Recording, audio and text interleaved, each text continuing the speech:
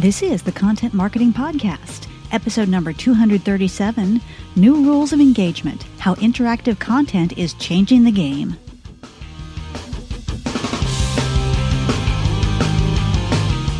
Hello and welcome to the Content Marketing Podcast. This is the show where we help you grow your tribe and your bottom line through insanely good content. I'm your host, Rachel Parker of Resonance Content Marketing, and today is July 27th, 2017. Hello, or as we say in Texas, howdy, and thank you for joining us for today's episode of the Content Marketing Podcast. Just a reminder, this podcast is available on iTunes, SoundCloud, and Google Play Music, so if you like what you hear, please feel free to click on over and subscribe.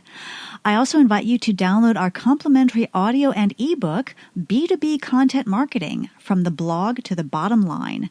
Download today to learn how to generate leads and drive engagement at each stage of the B2B sales process. To snag your free copy, go to contentmarketinggift.com. Also, I know it's only July, actually for a few more days it's July, but Content Marketing World will be here before we know it. It's coming up September 5th through 8th. For those of you in the States, those are the few days after Labor Day. As always, it will be in Cleveland, Ohio, and yours truly will be there serving as a moderator. I am so thrilled to be part of the Content Marketing World Conference team this year. It's going to be great. Also, you're going to want to grab your spot soon because I know that hotels are starting to fill up, and I would be willing to bet that the conference spaces are starting to run low as well. So if you have an interest in going, grab your spot now. And I also have a promo code that will save you $100 off your registration. As you register for the conference, enter the promo code Resonance100. That's all capital letters, RESONANCE 100. To learn more and to grab your spot today, go to contentmarketingworld.com. Now, I do need to tell you, in the interest of full disclosure, this is an affiliate promo code, and I do receive a small commission on every registration that comes in with that code. The code, once again, Resonance100. That's all caps, no spaces. And the website is contentmarketingworld.com. And if you are registered and planning on being there, please do toss me a tweet at @RageParker, and maybe we can meet up and grab some coffee during one of the breaks. Okay, last week we were delighted to welcome my friend Melanie Seibert, and she joined us for a wonderful chat about content strategy. No, not content marketing strategy, content strategy. There is a difference, and we had a great chat about why it's important and how to get started. By the way, if you enjoyed last week's interview with Melanie, you will want to know that her enrollment is now open for her course, Getting Started with Content Strategy.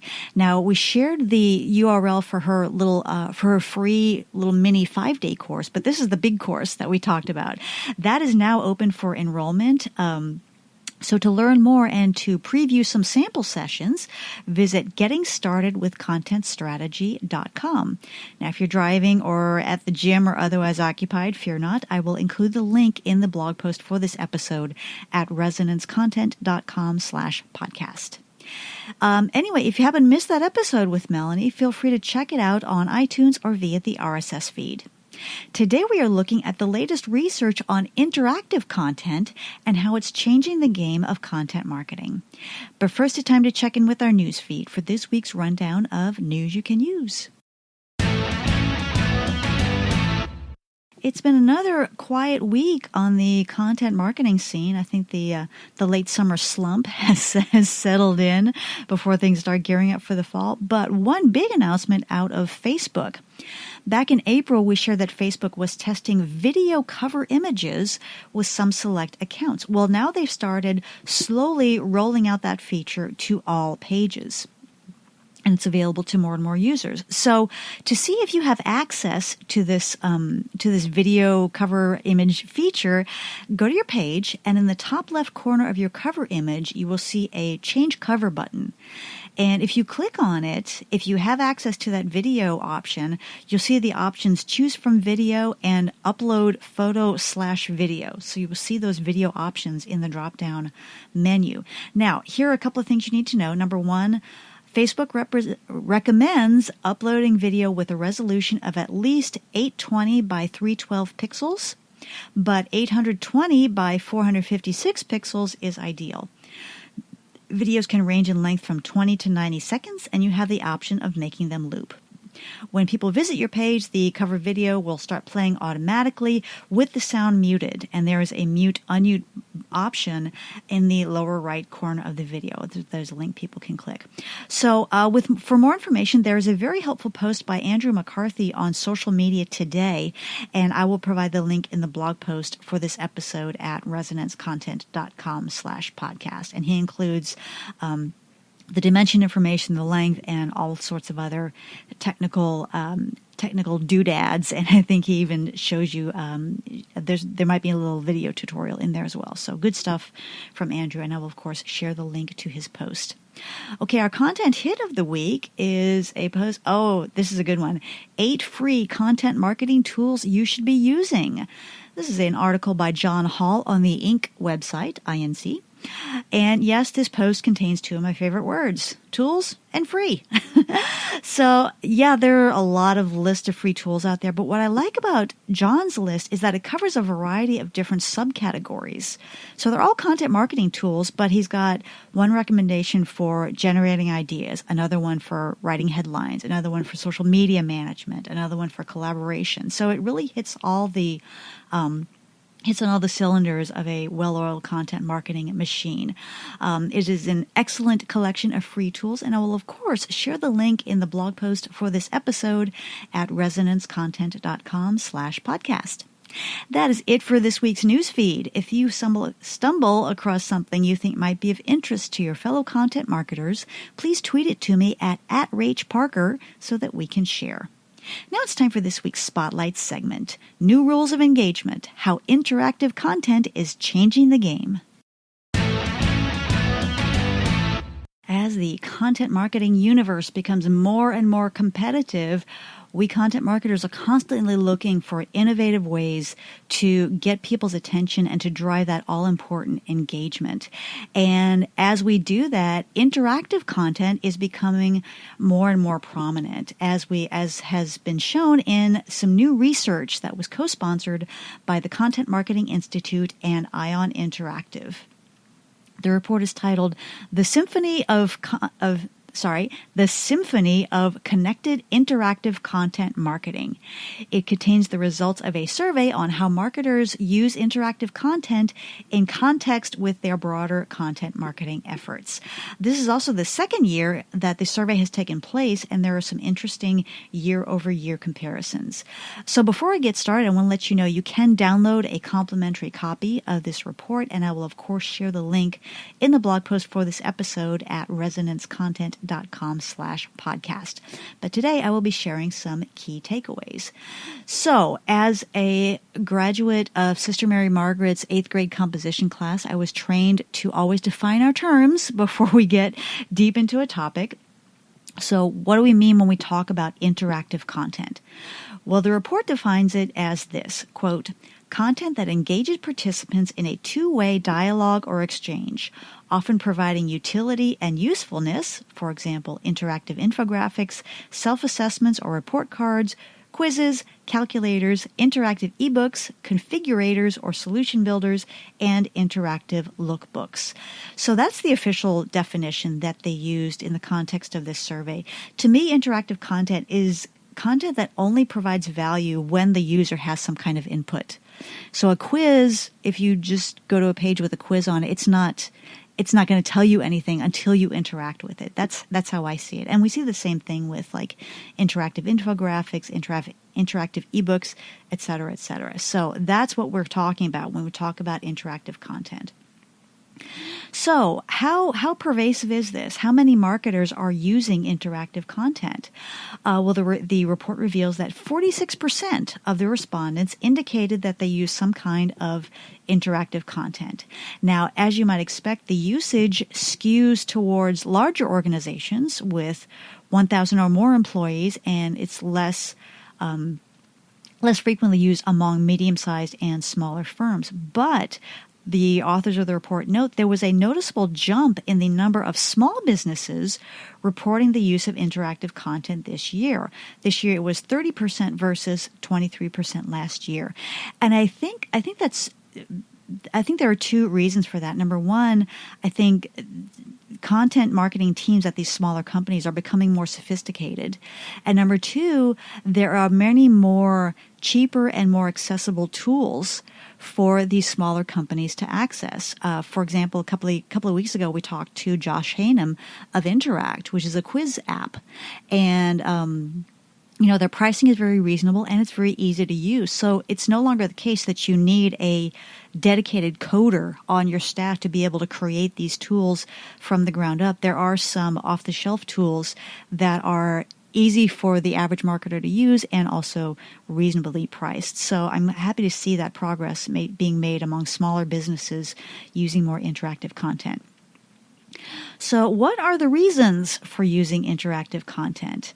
No surprise, engagement tops the list. 66% of respondents cited engagement.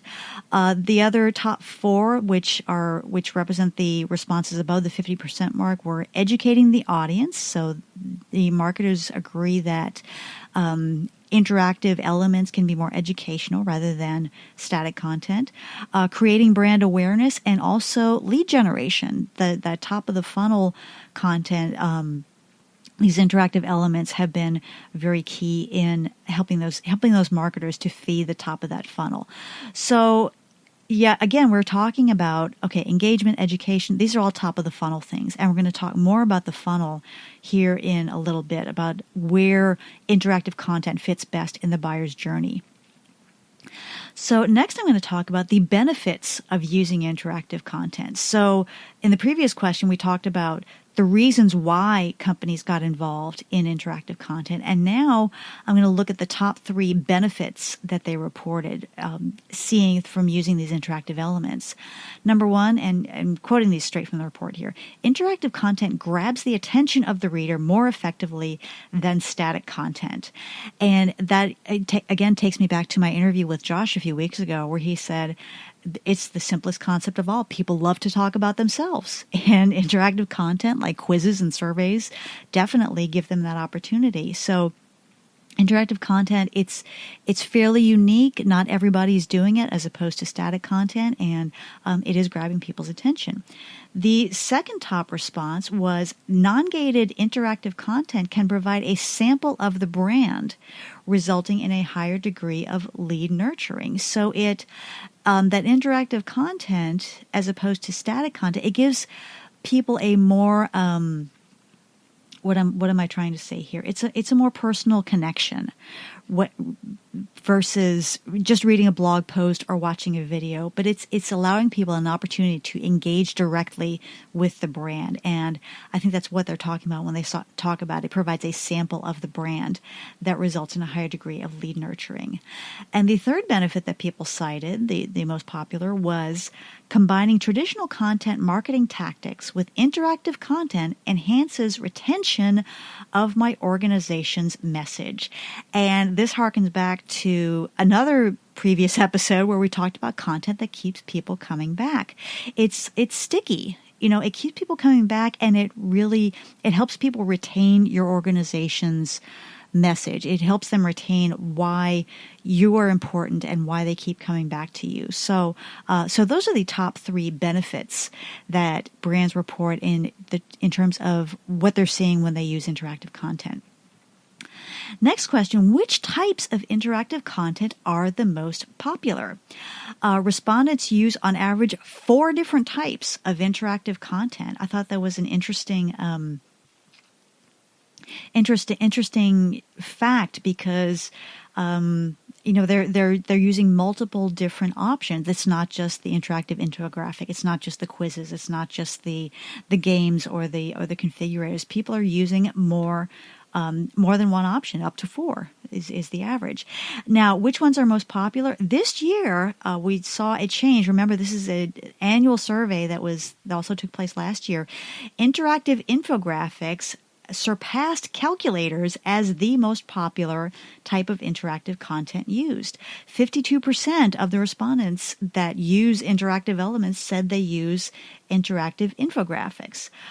Also near the top of the list were contests, always popular, calculators, quizzes, and assessments. And of course, there's some overlap between those, but those were the most popular that the respondents cited. So, it's interesting. Not only are companies getting on board with interactive content, but they're going deep. They're getting deep into it and using more than one option to get in front of people and to recognize those benefits that we talked about in the last segment.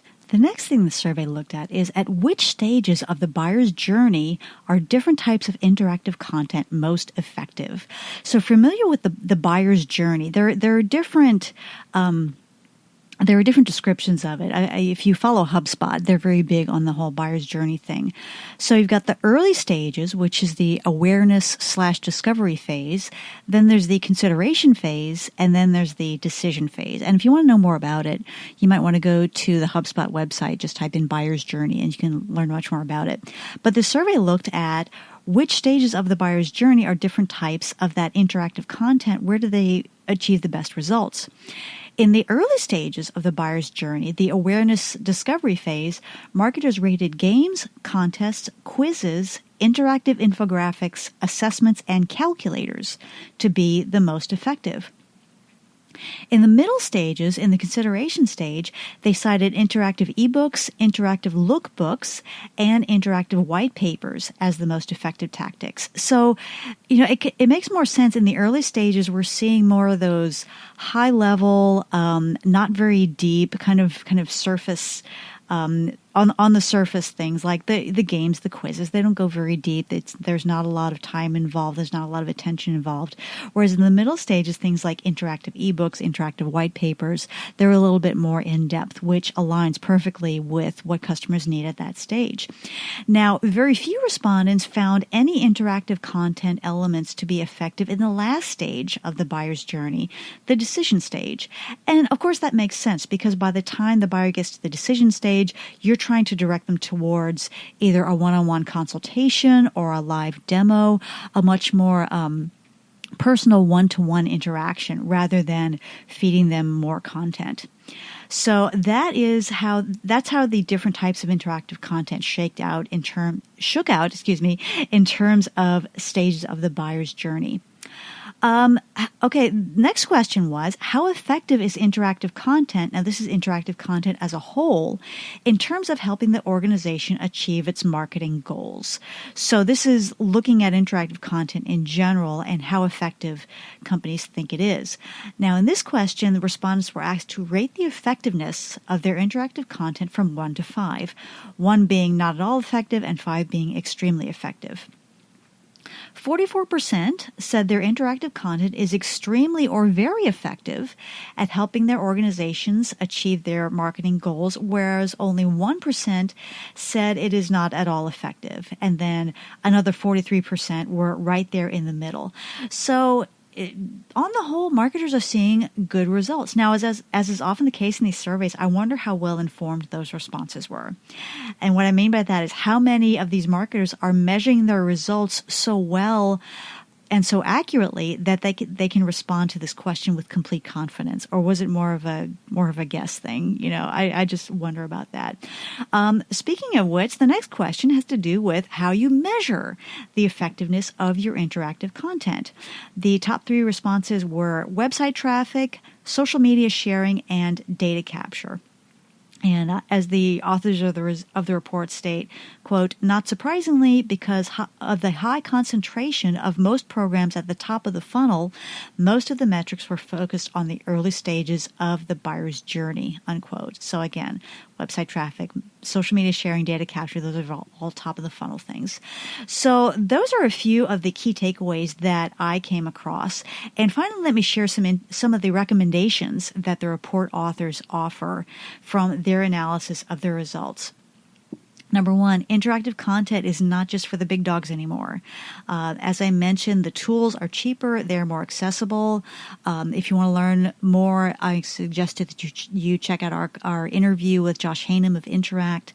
And marketers at all levels are becoming more savvy. So again, it's not like you have to have a coder to create these tools from scratch anymore. And of course, you've got people on the content marketing team who are savvy enough to work with these tools to create what they need to create without having to bring in one of the guys from IT to finish the coding.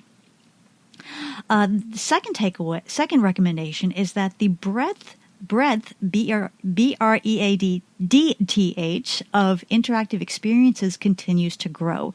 So businesses are experimenting with more and more different types of interactive content. And we saw that early on when we talked about the results. They're using an average of 4 different types of interactive content. So businesses are not just going deep with 1 or 2 tools, but they're broadening their scope and seeing, okay, what else can we use in the interactive content field to achieve those goals for us? The third insight that they wanted to share is that measurability remains a challenge. And of course, it makes sense since the interactive content is more of a top of the funnel thing. And when we're looking at the top of the funnel, we're looking at things like website traffic. We're looking at things like social media engagement. And those are very tough to tie those to ROI. And it's not like further down the funnel where we talk about, email interaction or signups or things like that. But it does remain a challenge because it is more top of the funnel. So marketers need to look at those higher level metrics and see how they can relate that to the ROI. It can be very much of a challenge. And then the final insight is that marketers find, quote, lighter interactive content experiences, that is contests, quizzes, and games, almost as effective, if not more effective, than more intensive experiences, such as assessments and interactive lookbooks. And when we talked about the phases of the buyer's journey, we talked about how those lighter content experiences were better towards the early stage, the awareness phase, whereas the more intensive experiences were more effective as customers went deeper into that journey and more into the consideration phase. So as always, it is absolutely vital to know your audience, to know where they are in the buyer's journey, and of course to be very strategic about targeting the content to the persona, to the stage of the buyer's journey. So those were some key takeaways from the report, The Symphony of Connected Interactive Content Marketing. Again, you can grab a free copy of this report. The URL is a bit long for me to share with you here, so I will share that URL in the blog post for this episode at resonancecontent.com/podcast. If you have any questions or would like to add to the conversation, please feel free to tweet me at @RageParker. Now it's time for our content marketing tip of the week. As I mentioned a couple of times, reading this report really took me back to our interview with Josh Hanem of Interact, which was, maybe about 6 weeks ago. And Josh, one of the things that Josh talked about is how when they created Interact, when he and his partners created Interact, they wanted to make a tool that was very robust in terms of the features that people wanted, but they still wanted to make it easy to use. And they devoted a lot of time and attention to creating that balance. So when you look for tools to help you create these interactive content experiences, it's not always easy to find the right one. You may have to, as the expression goes, you may have to kiss a few frogs before you find your prince, because there are a lot of tools out there. All of them are promising to be, the best thing since sliced bread, but you really have to take your time. So review all of your options, do your research, find out what's out there, take advantage of free trial periods, take advantage of freemium options. Many tools offer a kind of a light free option, whereas the paid option is a little bit more robust. Take them for a spin, kick the tires. And what you don't want to do is start using a tool and then realize 6 months later that, wow, this is really not working for us and we need to go through that selection process all over again. It is worth the investment of time and effort. So as you look for tools to help you create that interactive content, take your time, do your homework, evaluate your results, and remember to talk to everyone who's using the tool, not just, if you're using it yourself, make sure to talk to the other people who are using it and make a very informed and strategic decision on what you will use going forward. Okay, campers, that's it for me today. I hope you've enjoyed this episode of the Content Marketing Podcast. If you like what you've heard, please feel free to subscribe on iTunes or Google Play Music or via our RSS feed. And if you really like what you've heard, please leave us a quick review on iTunes. I would so appreciate it. Also, if you want to learn more about content marketing, you will definitely want to grab a copy of my book, The Content Marketing Coach, Everything You Need to Get in the Game and Win, which is available in book and Kindle format. To learn more about the book and to download a free chapter, visit contentmarketingcoachbook.com. As always, I like to leave you with a quote, and today's comes from President Franklin D. Roosevelt. He once said, quote, "The only limit to our realization of tomorrow will be our doubts of today," unquote. Again, this is Rachel Parker with Resonance Content Marketing. Thank you again for listening, and we will see you again next week. Take care.